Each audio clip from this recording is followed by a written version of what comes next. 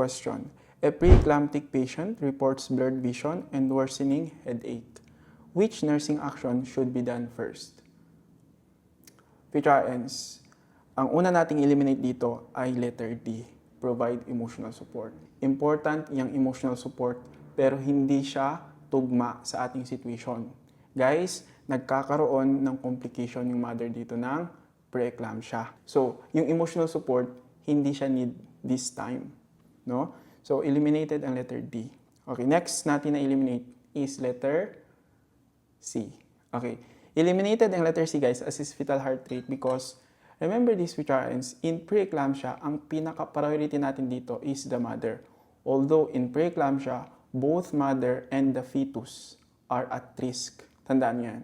So yes, ang priority natin kapag complication ng preeclampsia, si mother. Okay? So yun, eliminated ang letter C. So letter A or letter B na lang yung magiging choice natin dito, guys. So, letter A, prepare magnesium sulfate infusion. Letter B, place the patient in quiet, darkened room. Okay.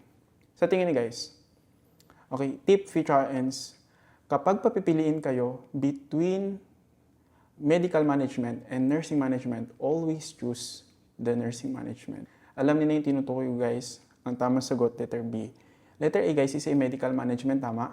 Guys, kapag medical management yung gagawin natin, kailangan pa natin ng mga order ni doc, ano pa, yung preparations, it takes time. So, unang-una natin dapat gawin is nursing management muna bago yung medical management. Tandaan yun, PHRNs, tayo munang mga nurses before tayo mag-report kay doc. So, bakit letter B yung sagot? Place the patient in a quiet, darkened room. PHRNs, yung patient natin dito is nagkakaroon na ng complication, tama? Yes. Yung kanyang condition is nagiging grabe na. Papasok na ito sa eclampsia. Okay, pag-uusapan natin sa susunod. Pero balik tayo dito, guys.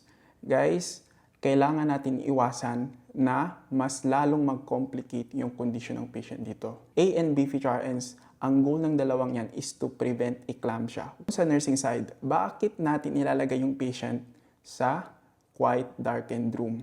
Guys, dahil yan sa stimulus.